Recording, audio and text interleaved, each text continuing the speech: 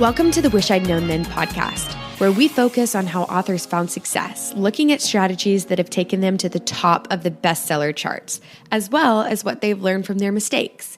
Because being an indie author is more than knowing the latest marketing trend. It's about being innovative and creative and learning from your mistakes. Welcome to the Wish I'd Known Then podcast. I'm Sarah Rosette. And I'm Jami Albright. And this week on the show we have C.J. Archer. Yes, we do. And she was awesome. CJ's from Australia. So you get that great Australian accent, but also she's just so smart. And she's just no frills. Like she gets the job done. She talks a lot about discipline. You know, she's prolific because she's disciplined. And she talks about mindset and just kind of learning to be confident in your work, trusting your gut. And we talked too about like cultivating readership that likes you as an author and will read across genres, because she's written in several different genres. So we talked about kind of how she's transitioned from one to another, and how she has readers that will follow her. Not all of her readers. She says, you know, she has a core group of readers. So kind of developing that readership that's interested in you, not just a certain series. Correct. So what's been going on with you this week? More house stuff? Yes, we had a surprise visit from the appraiser, like 30 minutes before we were supposed to go on this call. And I was like, sure, come in. I'll be in my room, like on the podcast. But That's funny. So crazy stuff like that. And but the other thing I'm working on is the Mystery Reader's Journal, and it's almost done. And I'm really excited. I'm really pleased with the way it came together. Oh, that's great.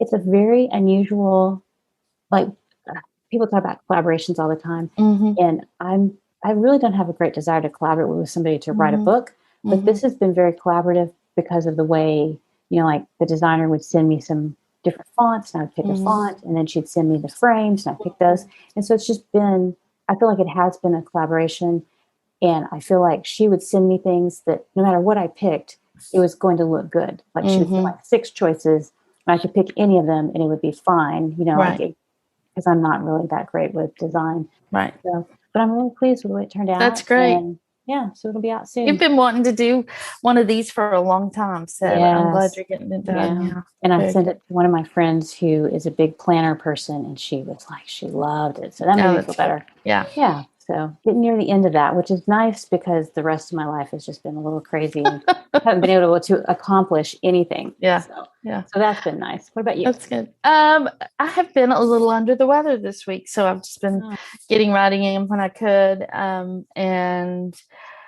but mostly just trying to feel better. And but I do have a date with my developmental editor on June 5th. So that's the book's going to her then. But we talked about it in the podcast, but I did watch a great show last night called The Nevers on HBO Max. And it does have some nudity in it. So I'm just like letting y'all all know. FYI. But you're going to see some naughty bits. But it was actually, it's historical fantasy, and it's just so good. It's a primarily female cast, and it's just really, really good. I enjoyed it very much. It's a Josh Whedon show. That's the only kind of because I don't know all the stuff going on around Josh Whedon, but and I'm not going to get into it because I don't know, but the show itself is very entertaining, and I enjoyed it a lot. Oh, and also since the last podcast, we went to go see Jenny B. Jones' movie. Oh yes, we did. Finding You. Yes, excellent. It was so good. Yes, that was fun. So we recorded the podcast, and then we were going to go. I think we went. It's based on her book, There You'll Find Me. And that book was written some years ago, right? Yeah, I think so. Yeah. So you see, you just never know. You never know. And stuff. And it's been fun watching her on Instagram. And she has some hilarious Instagram stuff. So if you want a good laugh, go look at her feed.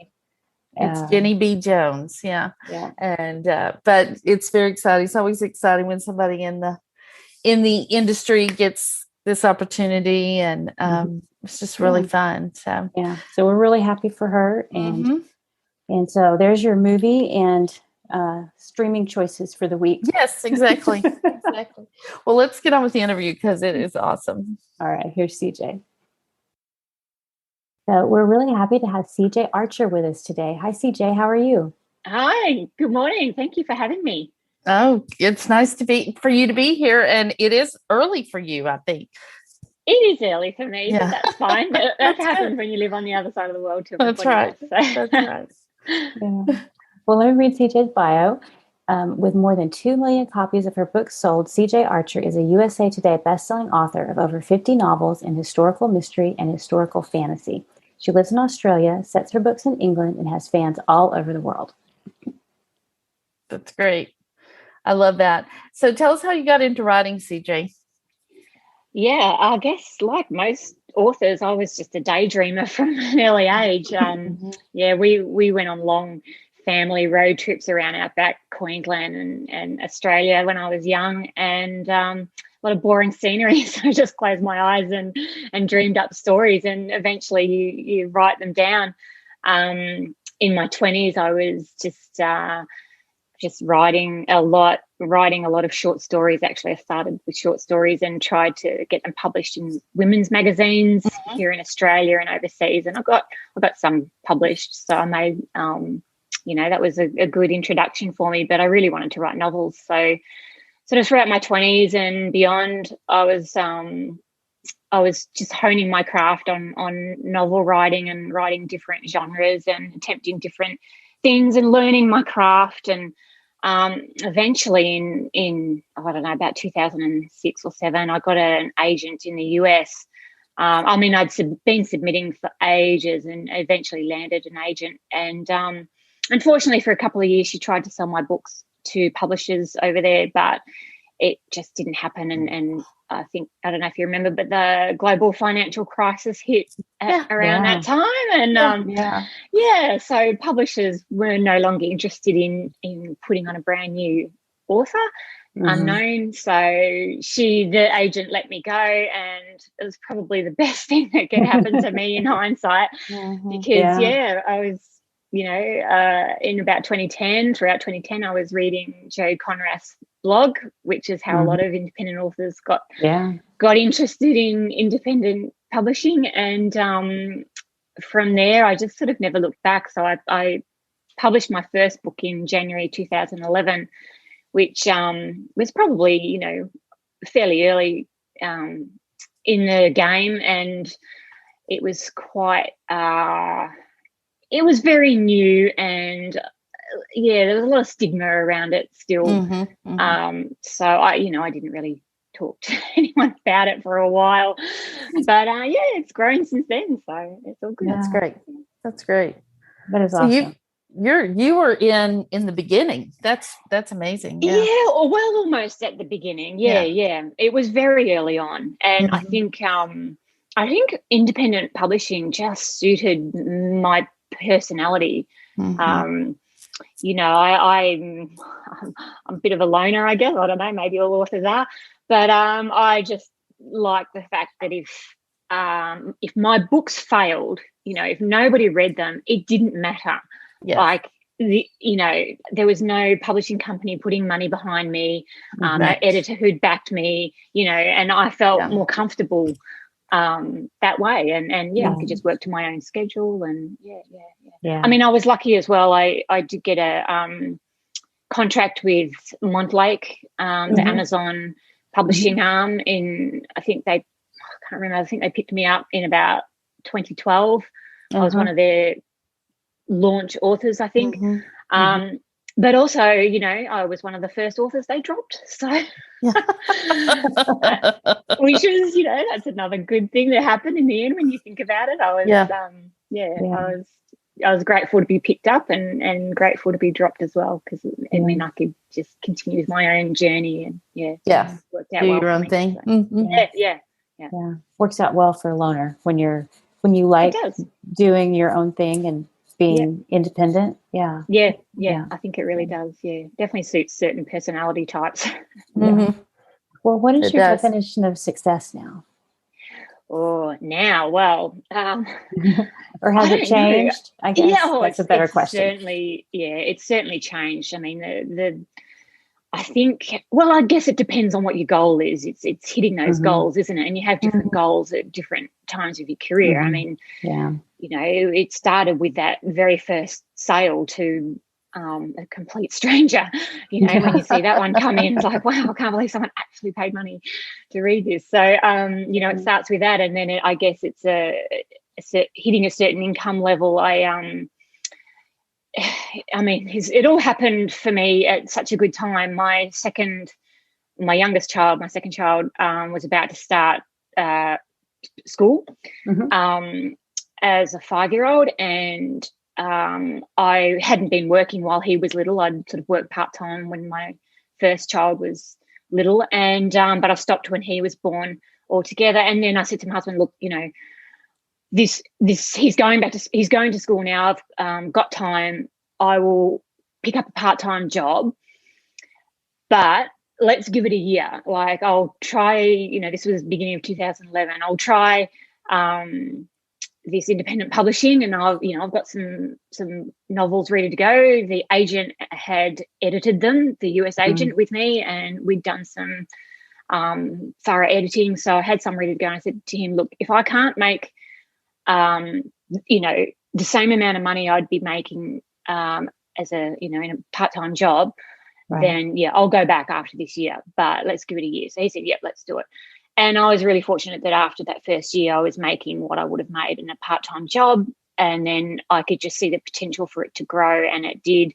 And then it was a full-time job was the next goal, and I hit that. And I think I don't really think I had any definition of success. It was or even after that, full-time wage goal, there was really no other goal. I mean, I wasn't that concerned about hitting USA Today lists, but I was really lucky, and that just happened. But now I think success is just, it's different for each author and different for each level of their career, and I don't know if I consider myself successful. I suppose I am, but it's not something I sort of sit back and think about. Probably once you start thinking, oh yeah, I'm successful, then you give up and you stop and you slow down, and I'm not ready to slow down. So. Yeah, I think it is stair-stepping, and I think different points in your career, you have different things that are important to you, and absolutely. Then once you hit something, you can move on to something else. Yeah, but it is different for everybody. And that's what we found too, talking to different people. Some people, the freedom to write whatever they want and set their own schedule, that's what they want. They're not really concerned about the money and stuff. And but that's the cool thing about indie is you can kind of make your own path and do your own thing. Absolutely. Yeah. No, I definitely agree with that.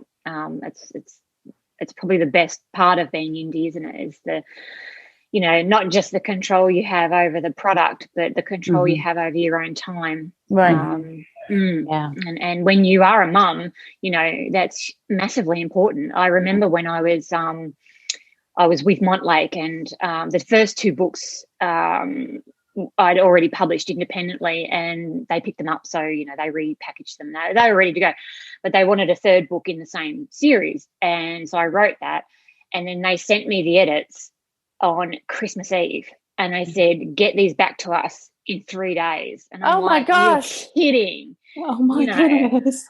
I'm hosting Christmas. It was ridiculous. And I did push back, and I got a bit of an extension, but not much. And so, I missed the going to see the Christmas lights with the kids, which was a tradition that we had back then, and just stuff like that, which, it really put me off traditional publishing. And I've got some friends who are traditionally published, and you do hear a few horror stories. So right makes me glad I'm no longer doing that. So. Right. What do you wish you'd known about writing and craft when you started? I wish I'd known a couple of things. I think I wish I'd known to trust my instincts. And I mean by that, the big picture, broad, instincts. I think in the beginning you're still learning your craft, obviously, and you do need that input from contest judges or critique partners who are at a higher level than you. But that whole big picture, that kernel of that, the idea that really gets you going and makes you want to sit down in front of the keyboard, that's yours. And I think being aware of that and not losing sight of that is really important. And that's when you do actually have to stop listening to other people. So that's probably one thing, but I wish I'd known what my strengths and weaknesses were a bit earlier in the path. Maybe I'm a bit of a slow learner. I don't know. I did sort of, I think one of my bios, so I took about 15 years of writing before, I picked up The Agent and whatever. So maybe I'm a bit slow, but, I wish I'd known that my strength was dialogue and my weakness is setting. And I probably would have put a bit more effort in those earlier books on learning how to write scene setting and that sort of thing, and not let that fall away and just write zingy dialogue, which I love to do and which my readers really enjoy, and I don't want to lose that. Yeah, you want to make sure you put all that in as well. But I did need to concentrate on the weaknesses and learn how to write. Yeah. One of my critique partners said, "I don't know where you're at right now." Like, I don't know where we're at in the story. Are we in a house? Are we outside? And also, what does he look like? You haven't described what I was like. Oh, I don't care what he looks like. He's just a character, Exactly. It's important to me what he sounds like. But exactly. So a few of those things, I've had to work on and work out how to balance those within the book as well, without losing sight of the stuff I'm good at. Yeah. I had in my first book, there's a scene, it's the biscuit scene.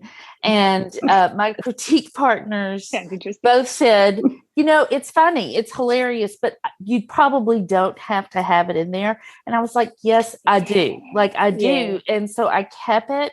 And I just knew in my gut that needed to be in there. And that's the scene that gets talked about the most in that book.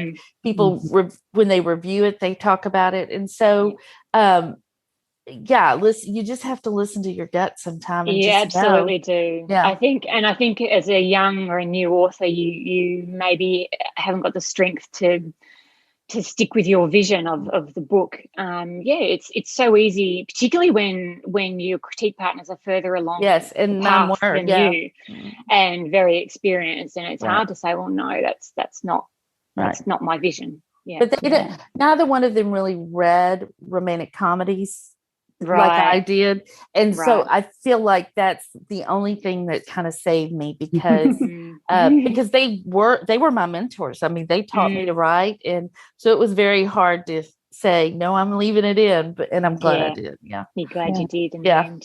Yeah. Well, what about marketing? What do you wish you'd known about marketing? I hate marketing. Doesn't everybody? I love it. Oh, do you? I do. Oh, okay. Oh, no, I'm a bare minimum marketing person. I heard this phrase just recently, and everyone's heard of FOMO, right? Fear of missing out. But I just heard of it in relation to book marketing, like the fear of missing out. When you hear of other authors talking about how successful they've been with a Facebook ads or Amazon ads or that sort of thing. And so I'm like, oh, okay, I need to do that too. I can do that too.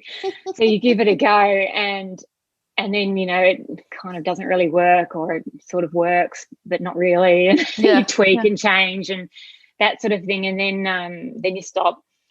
And then you hear about it again, another author, like especially someone in your genre or something, you go, oh, they did this, they did that with marketing. So you try again. And I just realized I don't know what it is. I can't get my Facebook ads and my Amazon ads to work. So I think I wish I'd known not to stress too much about it and just be happy with where I am without doing that. I mean, I stick with the tried and true of because I'm wide, with first in series free. So I have, I don't know, 3 or 4 free at the moment, different series. get book bubs whenever I can on those, just sort of ad hoc. Lucky enough, I get probably average about 2 a year. And, you can boost them with other newsletter ads, but that's probably all I do. So I guess I'd wish I'd known not to worry about it and just to stick with what was already working for me anyway. So I think, like you said, Jami, we're all, if you love it, do it, But I think for those of us who don't enjoy it, don't worry about it. I see authors stressing about it so much, why isn't my ad working? And the other thing I see is authors who are successful with these ads saying, well, I did this, and then another author will come in and completely contradict that. Right. And it's like, I can't work it out. I'm the sort of person that needs to follow a formula. I need to follow, I do this, do this, do this, do this. And if that doesn't work, well, if I'm getting two different ideas and suggestions and they completely contradict each other, it just makes my head explode. So Well, what I've found is what works in some genres doesn't work in others. So like a certain type of ad may do great in like romance, but doesn't work in cozy or sci-fi. Right. And it's like you have to do so much testing to figure out what works. And I'm a very patient person, except when it comes, but not with ads and not with testing. I'm like, I'm so sick of the word testing, because that seems to be the answer when people are like, well, why isn't this working? Or what should I do? They're like, test. Test and find out. And I'm like, I just want to know and do it. Yeah. Somebody just tell me. Yeah, I'm also really cheap. Like I hate to throw money at something that I don't get results for. It really annoys me. So, I know book bubs work. So I'm happy to spend $600 or $700 because I'm going to get results. But I really don't like throwing good money at a Facebook ad when I have no idea if it'll work or not. So right, exactly. What assumptions did you make at the beginning of your writing career, and looking back, did they turn out to be right or wrong? What assumptions did I make? I guess I assumed no one would buy my books. That's the big one from the very beginning, but that turned out all right. Another assumption is, and this is still something I get wrong, I assume I know which book's going to do well, right? Or which series, and that it's never the one that is the bestseller. I know. It's so odd, isn't it? I'm glad I'm not the only one, because no, you're not. You get to a certain point in your career and you go, right, I know this genre. I know the tropes and what my readers want and what the readers of this genre expect. I've done my research. Tick this box, I'll put that in. And it sells okay, but it's never it never takes off or whatever. And it's like, I can't work it out. So, and then the one that you don't really think meets genre expectations or is a little bit different, or, it's the one that's the one that goes gangbusters. And it's like, well, I still don't. I mean, I'm writing book 13 and I still can't work out why. Yeah. It's strange. So, well, you must be doing something right, though. I know. I wish I knew what it was, because I want to replicate it. This is the last book in the series, so I need to follow it up. But I just think you just don't know, do you? There's this X factor in the story that readers connect with, and I mean, you can do what you can to get the eyeballs on it initially, and that goes back to the marketing.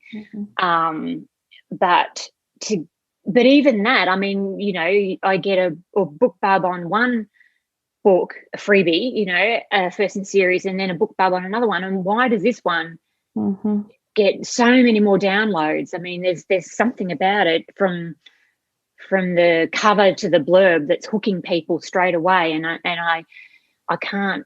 I can never quite work out what it is. Yeah, and I don't know that we can ever know 100%. Big publishing houses, they don't they have all that market research, or I'm thinking they probably do market research, and they can't, they'll put all their money behind a certain title, and sometimes those flop. And so it's really hard to predict. It's incredibly hard. Yeah. And I think I'm not, because I don't tend to read blockbuster books. I never really have been a reader of bestsellers and things like that.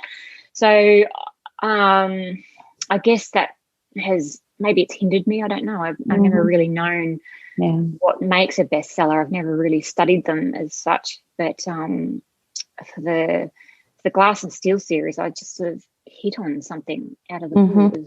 It was incredible. I mean, from day one, when book one came out, it was in 2016. It was just getting bought. I was watching the graphs go up, and it was just bizarre. And I've never quite hit that again. But, I'll keep trying.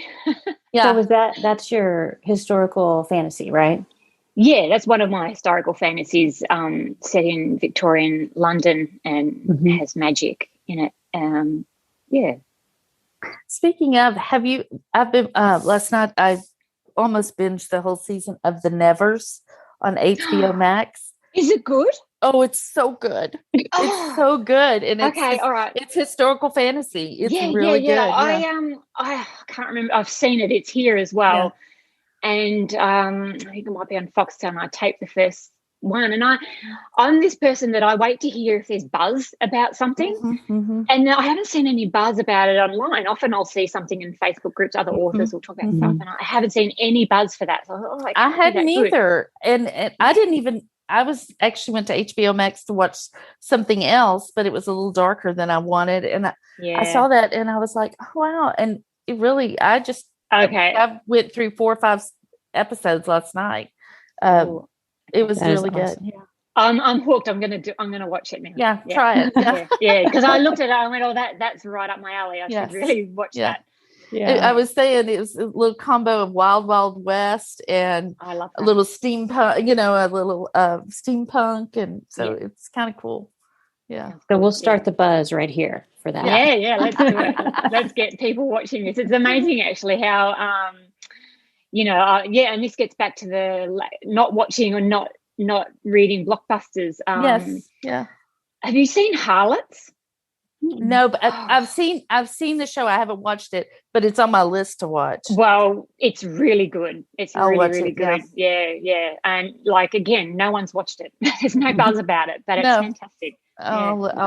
Great female cast and storytelling. It's good. Yeah. Which I love. Yeah, I love that. Oh, me too. Me too. And that's the thing about this one. It is a primarily female cast, and I really love that. Yeah. Yeah.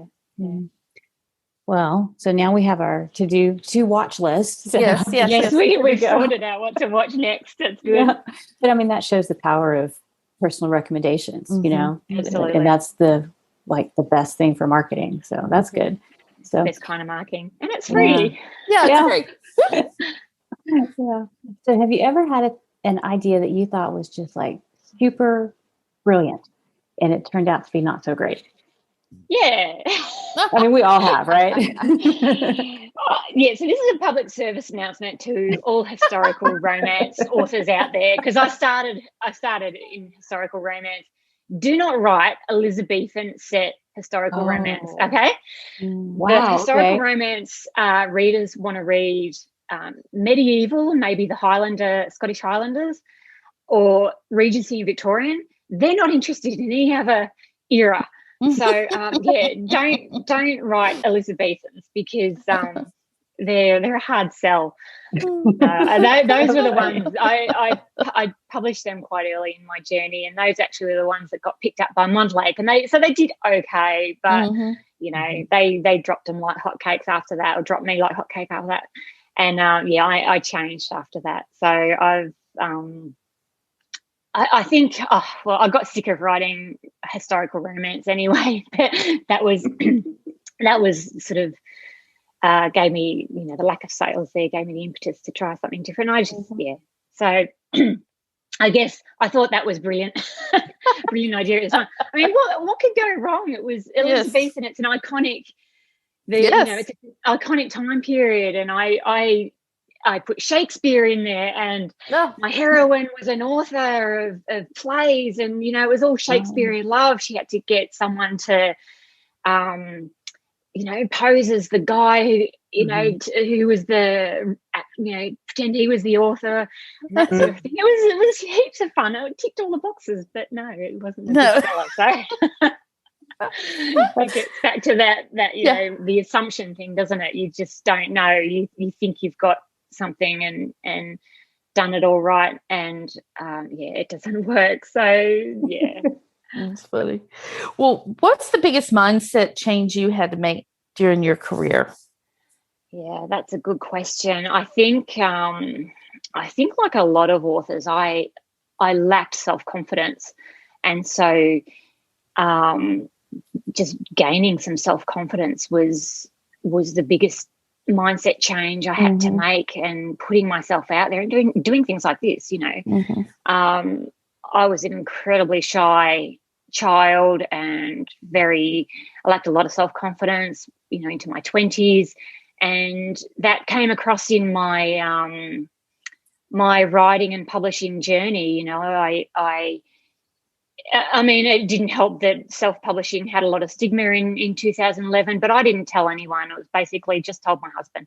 I didn't tell my critique group, who were super good friends. It took me a while before I told them, and of course they were incredibly supportive. But then after that, just telling wider family, other friends, because I knew they would then go and look for the books and pick them up, and it's like, oh my God, people in my real life are gonna read these, and I had sex scenes in them, and all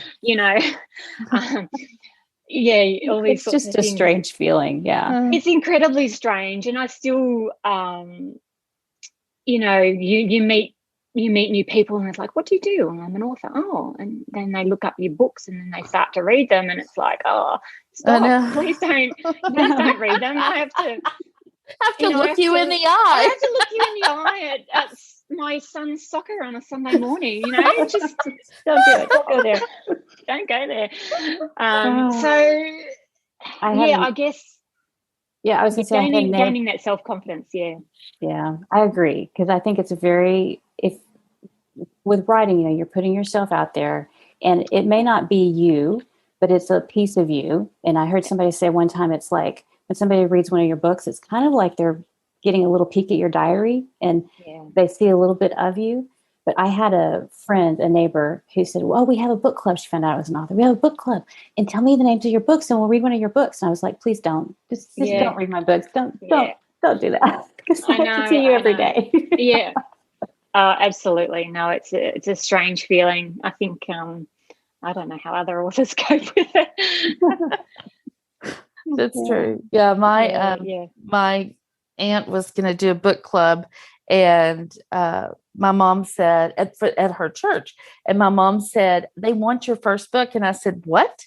And they said, she said, yeah, the rock star book. I said, Mom, they don't want that rock star book for their church reader group. She said, well, the first book is what she said. And I said, I think she wants the first book that I wrote under a different name. That's the one she wants, because it was the clean romance. And she was like, oh, yeah. I was wondering what they were going to do with it. Oh, that's funny. That's gorgeous. So they did I know.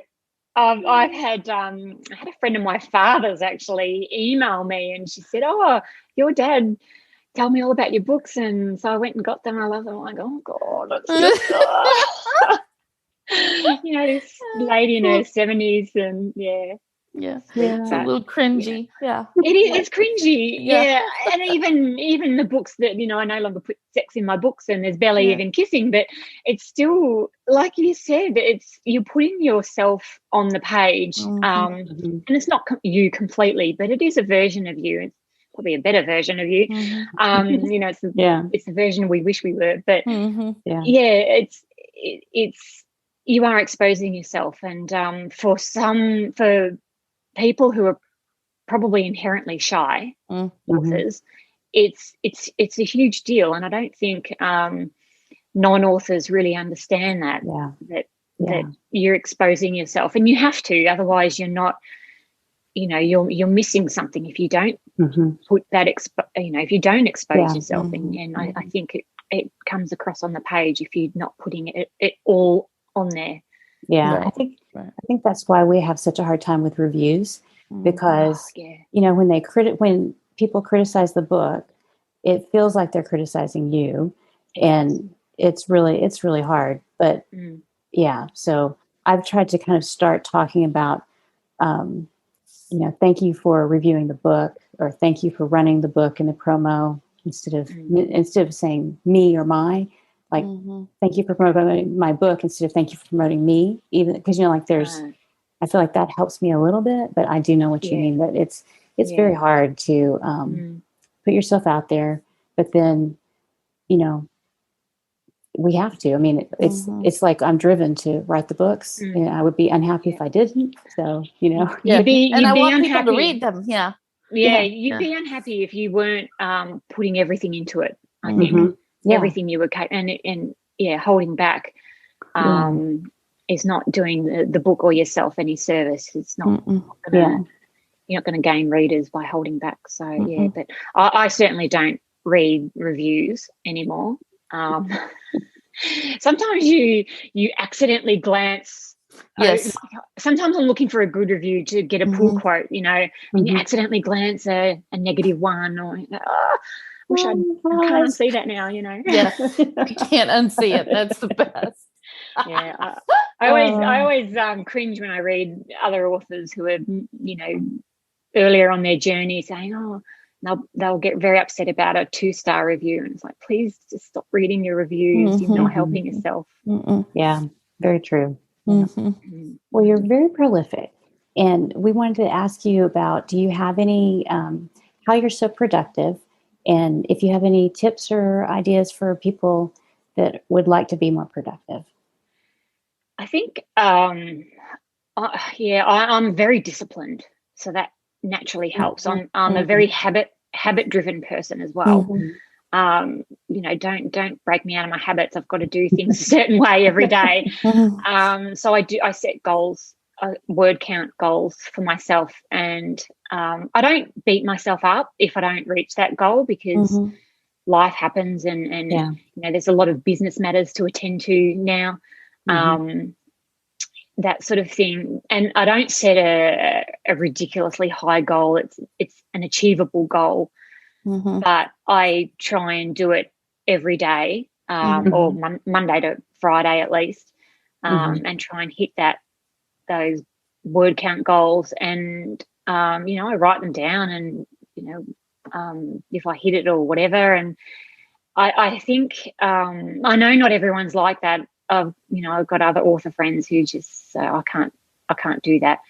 I've heard of friends who are getting up at 5 a.m. to write, and that sort of thing. And so that, that's another thing to try. But I don't know if it's something you can force the habit. I guess you can learn habits, can't you? So, it can be something you can learn. And I think over my journey, I've written at different times of the day to suit me. So, back before I had children, I was working full time, and I'd come home and I'd write in the evenings. And that was, I obviously couldn't write as much back then per day, but, you set aside that time and you use it. And I was fortunate in that my husband was also working full time, and he actually was studying part time. So he was spending his evenings doing his studies, and I was spending my evenings writing. And then when the kids come along, you've got to adjust around them. And as a mum with 2 little kids, you've got to work around them. I mean, they've got their own schedule. They're mine are teenagers now, and thank goodness don't need me as much. And I write full time, so I now my schedule is to write while they're at school between when I get up and 3:30 in the afternoon, and that schedule works for me. One thing I have found actually is I do the draft. I write while the kids are at school, and then when they get home, I'll have a bit of break with them and whatever, we have a chat. And then about 5 o'clock, I'll sit down with a glass of wine sometimes, trying to cut down, and I'll read through on hard copy. I'll print out what I wrote that day, and I'll read through it. And that first pass, that first edit, just gets rid of any. I don't try and edit it too much. It's whatever catches my eye. It can be typos. I could have ended a sentence midway. Just stuff like that.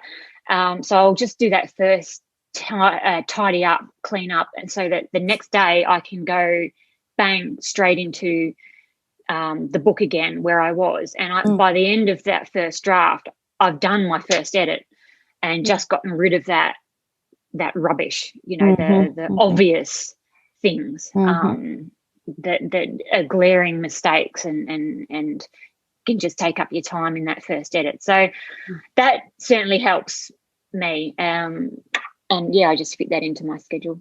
Yeah, that's great. That's a great idea, because it does cut down on the time, I mean, because I don't do that. And my first edit through is pretty big, because I do have a lot of, I'm not a real clean writer, so I have to go in and clean up a lot of stuff. So that's a great idea. Yeah. No, I am actually quite a clean writer, but I think a lot of it is because that first edit on the day just picks up just a lot of silly mistakes. So when I actually read the book at the end of the draft and I've read it for the first time all together, I can actually see the story. You can see, what is it? You can see the forest for the trees or whatever. I can see the big picture rather than getting bogged down in the little mistakes that needed to be tidied up. So that's good. Yeah.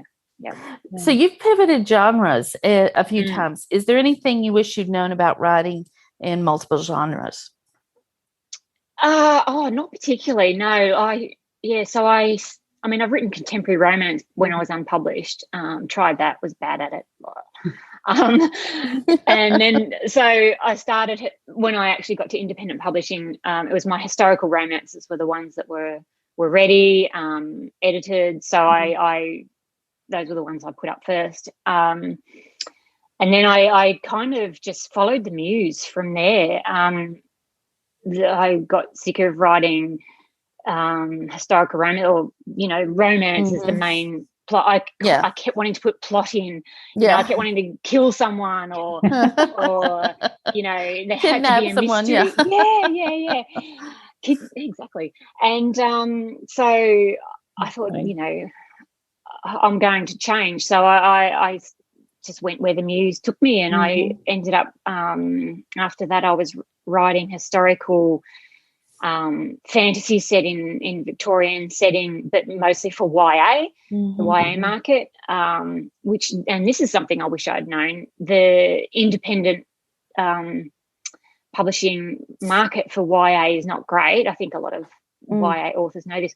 And I actually, after a while, I stopped putting them in YA categories and put them in adult categories, and they did better. And I'd get people saying, I can't believe this is supposed to be a YA. I'm a 40-year-old mum and I love it, that sort of thing. So you don't have to, you don't have to market for the YA market. So, so after that, then I started writing historical fantasies for, you could say for adults, or they're not adult content, but, they're no longer YA. And then they were still set in the Victorian era. And then I wrote historical fantasy, which was in a complete fantasy setting. It sort of, was reminiscent of the Palace of Versailles and that decadent French era. But the setting was completely fictional and fantasy, and I had a ball doing that. And again, it didn't sell that well. it was okay. I still love that series. And then back to my Victorians, and now I'm also writing very late Victorian, you could almost call it Edwardian, although it's not, historical mysteries with no fantasy. There's minimal romance. I mean, all my books have a romantic element. It's just what I love to put in, my readers love it too, thank goodness. But I couldn't imagine writing a book without a romantic element in there. And I'm loving the historical mystery genre. It's so much fun, and I'm having so much fun with it. So in terms of what do I wish I'd known, I'm not really sure. I've just kind of followed my muse. That's great, though. Yeah. And, actually, I hear a lot lately over the last year or so the phrase "stay in your lane." Have you guys heard that? Yeah, yes, stay in your lane. I know. I really want to say no. It's okay. I think, look, being a prolific author certainly helps. You can write in different genres, and I can switch. I write 4 books a year, 2 in one series and 2 in another. I alternate them. So one's the glass and steel Victorian historical fantasies, and the other is at the moment the Cleopatra Fox historical mysteries. So I think being prolific, you can switch the genres. You don't have to stay in your lane, but you do have to still have your readers in mind. And why? I mean, I have a certain core readership who tell me they will read no matter what I put out, no matter what genre it is, and those ones I want to keep and I want to please them. And fortunately, they're like me. They obviously like the same things as me, so I'm putting those things into the books anyway. So I think that stay in your lane phrase doesn't work for every author. It might work for some, but I just want to say to authors, please don't force yourself to be writing something you're no longer enjoying, because it will come out and you will hate this job, and you might as well go and get another job, selling the 9-to-5 job. The 9-to-5 job, exactly. What's the point in torturing yourself? Yep. Well, that was one of my questions was, do your readers follow you? It sounds like they do. Like some do, absolutely. Yeah, absolutely. Some do. And I'm fortunate that there's enough of them that it makes it viable to keep going and to keep in moving genres and things like that.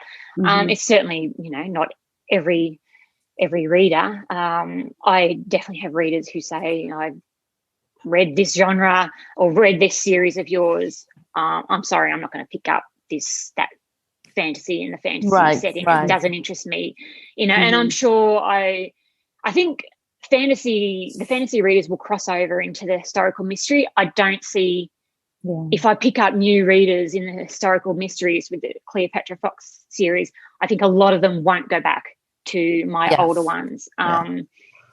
But I've got the first in series free, so some of them might go, oh look, it's not my usual genre, I'll pick it up and give it a go. And I actually on the odd occasion I do read reviews, or only the good ones, of course. I have read a reviewer say, historical is not my usual genre of choice, but this was free and I liked the cover, I picked it up, and now I really like this series. Or fantasy is not my usual genre, but this looked intriguing. So you do, and I think having the first in series free it just removes any barriers, and it does give the readers a chance to say, well, okay, I did like this series of hers.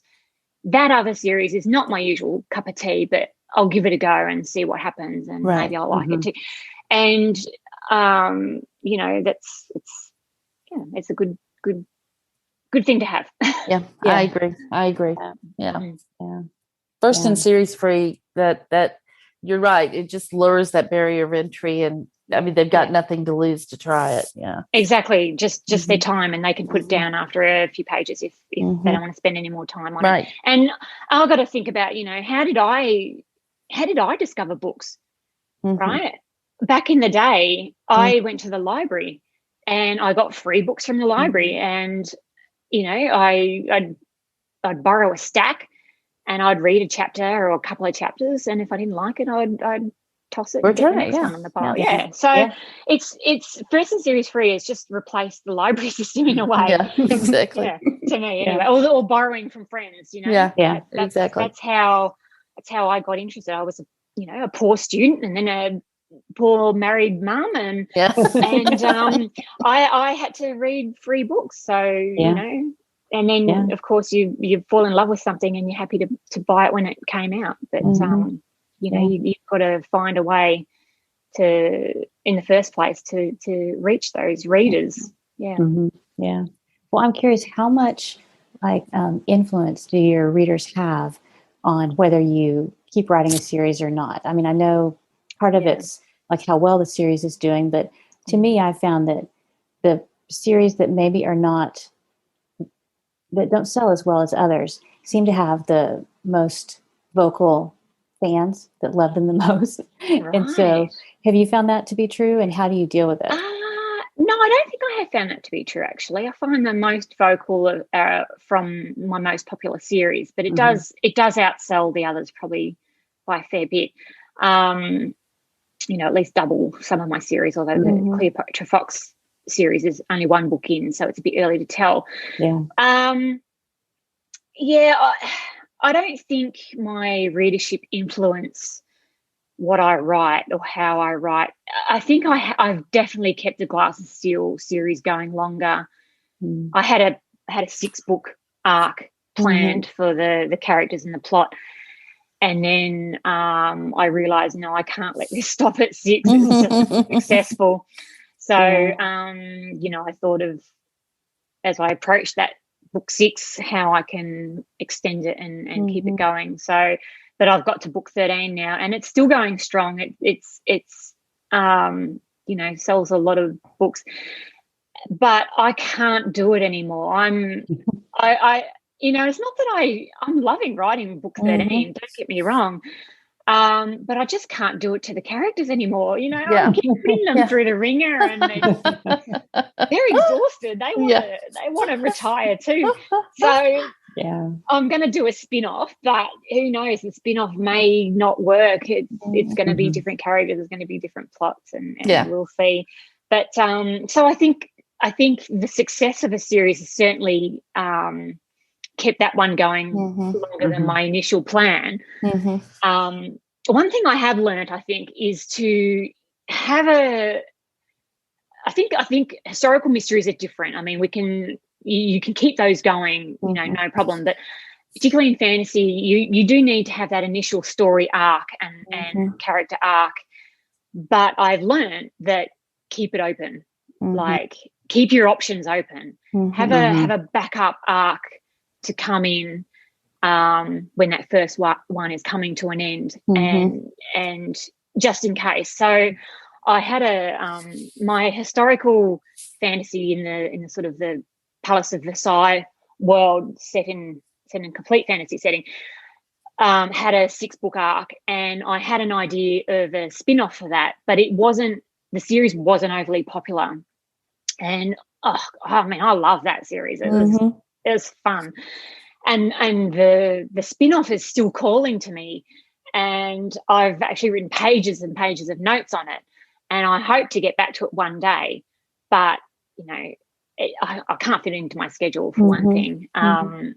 And if that series had been successful, I probably would have planned to write it now that the Glass and Steel series is coming to an end. I would have planned to write it after that. But I've put that on the back burner and decided to do the Glass of Steel spin-off instead. So I guess, sales has definitely influenced what my next choice to write has been. I don't know, rightly or wrongly, we'll see. I think that's smart. Yeah, it's smart. But I should say, it sounds like I'm forcing it. It's not. I mean, all of these ideas call to me on some level, and it's just a matter of which one gets my attention first. Right. The one that naturally is going to get my attention is the better selling genre or series or whatever. So, it's not like I'm going to write something that I'm only half interested in. So, right. Yeah. Exactly. Yeah. So you've been getting into German translations. Do you have any tips for other authors who are interested in doing that? Well, I mean, the obvious one is make sure you get a good translator. How to do that? Well, I was really lucky. I had German reader who lives in Germany and read my English books emailed me out of the blue. This is a few years ago now. I'm talking about 4 years ago. Mm-hmm. And she said, look, if you ever have any plans to translate them into German, I'm happy to read them for you. I'll read read for you, right, and whatever. I said, oh, okay, I'm going to keep your email. I'm not ready. So I kept her email, and about 2-3 years later, I thought, I think I'm going to do German translations. And so I actually went to Amazon and Apple Books and actually looked up translated books sort of in my broad genre and found a couple of translators who had good reviews. And so I just emailed them out of the blue and asked them for their availability and the cost and their terms and would they be interested? And excuse me.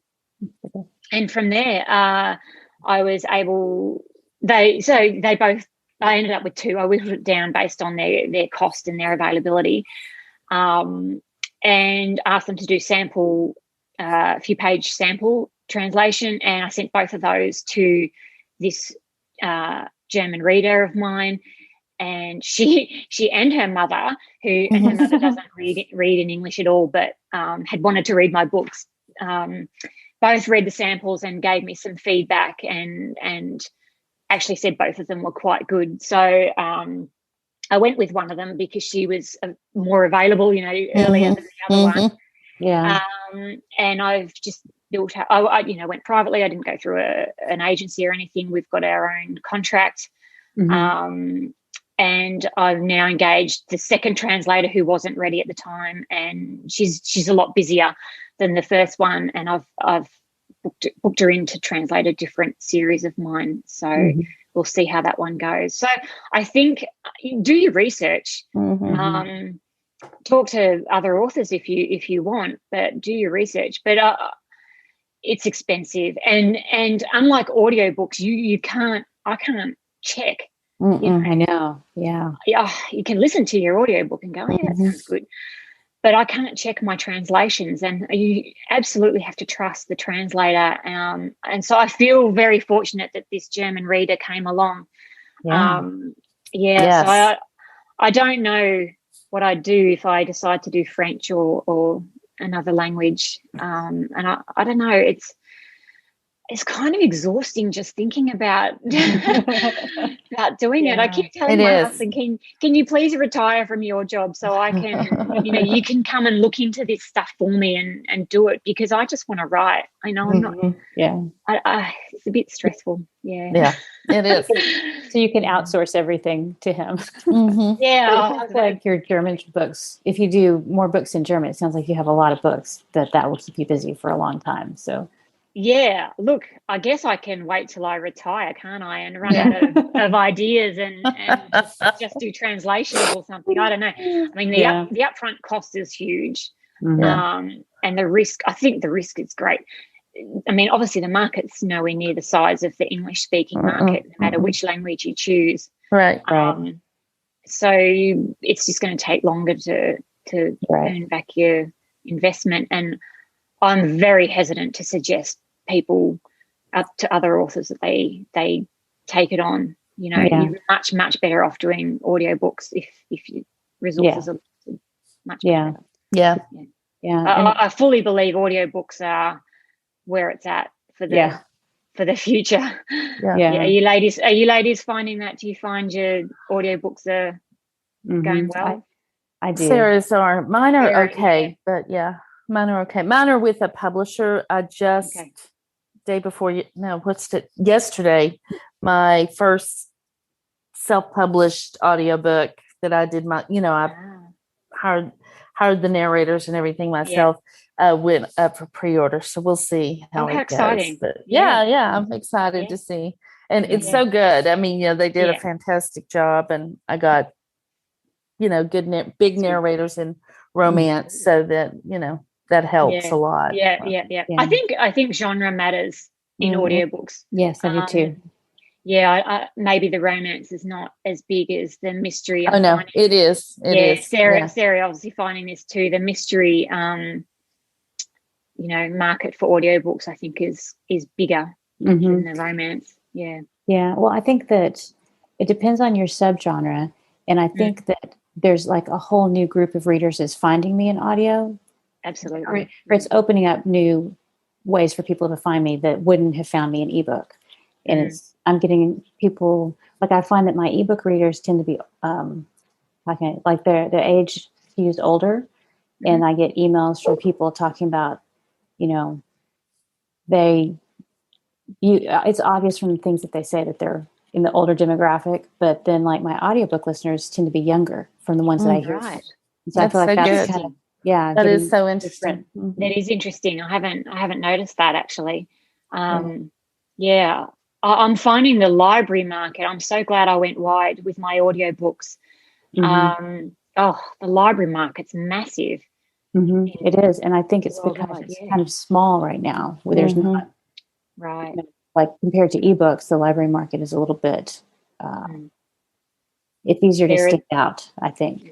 Yeah. I'm finding it's stickier once you reach high in the charts. You tend to stay there for a while. Do you do anything? Pay very well. No, but do you do anything specific to promote your library audiobooks to libraries? No, not at all. I was fortunate that I caught a wave at Hoopla Digital. When I put my audiobooks wide through Findaway Voices, probably took a year of me completely regretting that decision because I had to take them off the exclusive deal at ACX and put them non-exclusive, and obviously you drop in the royalties quite significant.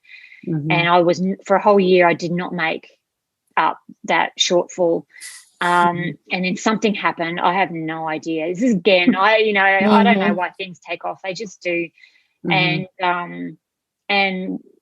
at Hoopla Digital, none of the other library markets, just Hoopla, it took off. And of course, once you take off, then they will promote you. So it's a bit of a cycle there. And then when I put out the first Cleopatra Fox book back in December, it sort of, those listeners picked that one up as well. And that one's just been sitting really high in the charts ever since at Hoopla. But what I did do last year, it sort of, when COVID first came out, I actually sent to my newsletter subscribers how, and the heading was, and the subject heading was, how to read my books cheaply or for free. It's pretty attention grabbing. And obviously a lot of people were getting laid off in lots of different industries, and I just sort of gave a brief rundown of subscription services like Scribd, where you can a lot of my books are on Scribd, and my audiobooks, that's quite cheap, and also mentioned libraries. And I just went through how to join the library system, the digital libraries. And I had so many readers contact me and say, I had no idea I could download digital ebooks or audiobooks for free from my library, and just thanking me. So, maybe that helped, maybe it didn't. I don't know. I mean, I think I'd already was doing quite well in the Hoopla market before that. But you can, it doesn't hurt. No, not at all. And I'm happy to have my books in libraries. And to me, every new reader you gain is new word of mouth. There's some statistic I heard somewhere, I don't know if it's true, but if someone loves your book, they on average will tell 6 people. Wow. Right? Yeah, I know. So, you don't get a lot of money through the library market, that you gain readers, and who knows who they will tell, who will buy your books. So right, exactly. Well, what's the best thing you've done to set yourself up for success? I don't know. That's a good question. I don't think I've consciously done anything. It's just that comes back to that discipline. And I was going to say, you're very disciplined. Yeah. I'm very disciplined. And that helps me be prolific. just being authentic as a person, but being authentic on the page as well. And not forgetting what your readership wants in a story. Not sort of going too far out of the lines. It doesn't mean I'm dictated by their wishes, but I don't completely forget what the readership wants. I'm not going to kill off the hero. Right. I'm not going to, I'm not going to harm a pet, that sort of thing. Yeah. So I think, and something I do hear, when readers contact me, is they say, and this gets back to your core group of fans, they say, I can pick up any one of your books and I know I'll enjoy it. Yeah. And that's what I want. I don't want them to say, oh, that series just completely disappointed me. I think she's lost it. I'm no longer going to read her. Right. Yeah. What I mean, you need to please them on a level that is common across all your books, and deliver that to that promise. And if you break that promise to your reader, you could potentially lose them forever. It's going to be really hard to regain them. Yeah. So I mean, you can cross genres. That's true. Yeah. Write different types of stories, but there's that core promise in there that you can't break. Yeah. So, I was just saying yesterday that someone said, I don't know, Sarah, if you remember, but one of the podcasts we used to listen to said that your brand is the promise you make your readers. And so it doesn't really matter what genre. It's your brand as an author that's the promise you make. Yeah. There you go. So I never know how to define brand. Now I do. Now you do. Yeah. It's the promise. Yeah, that's good. Yeah. Very good. Well, tell people where they can find more about you and your books. Okay. My website, cjarcher.com, has all of my books and links to Facebook pages and Twitter and all of that sort of thing. So great. Yeah, if you can go there. Very good. Very good. Well, it's been great having you today. It's so interesting. I love talking to prolific authors because I'm not very prolific. So I think that's okay. Yeah, I write very slowly. So but I think it's awesome. It's awesome. Thank you so much for having me. I've had a ball. It's been really fun. Great. Yeah. Thanks for being here, and thanks for listening today. And you can find all the links at wishidknownthenpodcast.com, and we'll see y'all next week. Bye, everybody. Bye. Bye. Thanks for listening to the Wish I'd Known Then podcast. We hope this episode inspired you, empowered you, and made you laugh a little bit too. If you loved it, tell your friends about it. And if you feel so inclined, leave us a review. We look forward to being with you again next week.